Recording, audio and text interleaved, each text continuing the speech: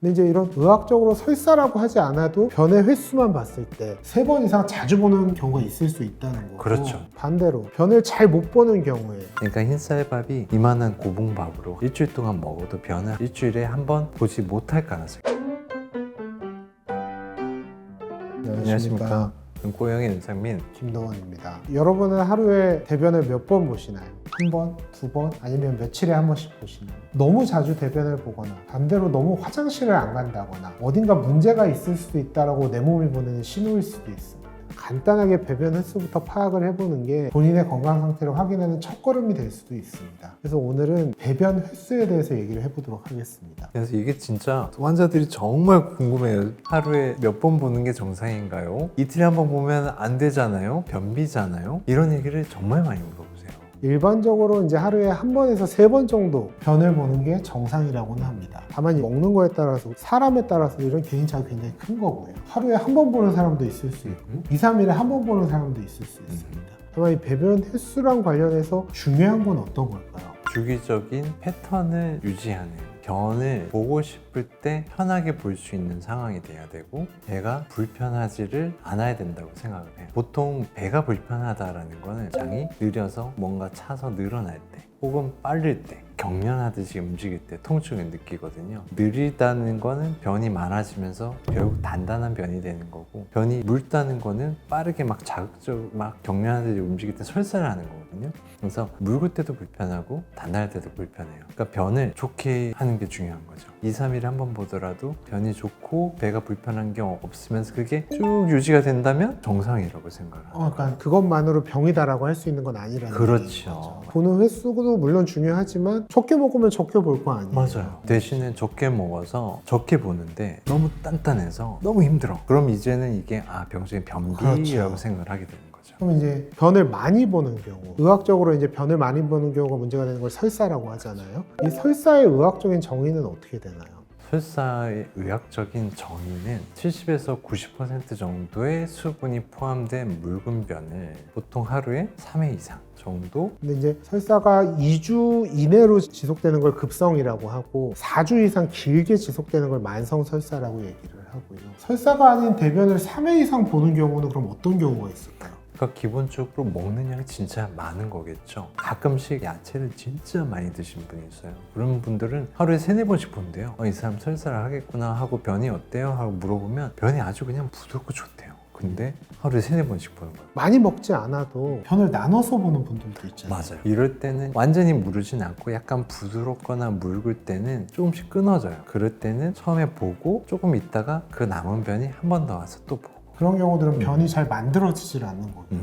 그렇죠. 변이 좋을 때는 변 자체가 전체적으로 뭉쳐져서 한 번에 쑥 나오는 경우가 있지만 묽을 때는 분리가 되면서 부분씩 나오는 경우가 있어요. 먹는 양이 부족해도 그럴 수 있고 영양소가 부족해도 그럴 수도 있고 섭취하는 식이섬유가 너무 적은 경우에도 그렇게 네. 풀어져서 나올 수 있는 거잖아요. 뭐 급성 설사 같은 경우는 대부분 바이러스나 세균 같은 감염이 원인인 경우가 많고, 대부분은 그런 급성 감염 설사도 저절로 나아지잖아요. 하루 이틀 정도면요. 네. 그게 심한 경우에는 병원에 방문해서 증상에 맞는 치료를 할 수도 있고요. 4주 이상 만성 설사를 하는 경우에는 염증성 장질환 같은 게 있는지 감별하기 위해서 검사가 필요한 경우들도 있을 수 있어요. 근데 이제 이런 의학적으로 설사라고 하지 않아도 변의 횟수만 봤을 때 3번 이상 자주 보는 경우가 있을 수 있다는 거고, 그렇죠. 반대로 변을 잘 못 보는 경우에 의학적으로 이런 걸 저희가 변비라고 하잖아요. 변비의 정의는 어떻게 되나요? 기본적으로 제일 중요한 건 역시 기질적인 질환. 항문이 진짜 좁아져서 배출이 안 된다거나 장의 어떤 병, 대장의 암, 그런 기질적인 증상이 없어야 되고요. 장기간 동안 증상이 지속이 돼야 돼요. 그리고 변비에 여러분이 꼭 잊지 마셔야 되는 거는, 변비는 곧 단단하다가 아니에요. 배변하기 힘들다가 변비라고 생각하시면 돼요. 다음 중 2개 이상이 만족되는 경우 변비라고 하는데,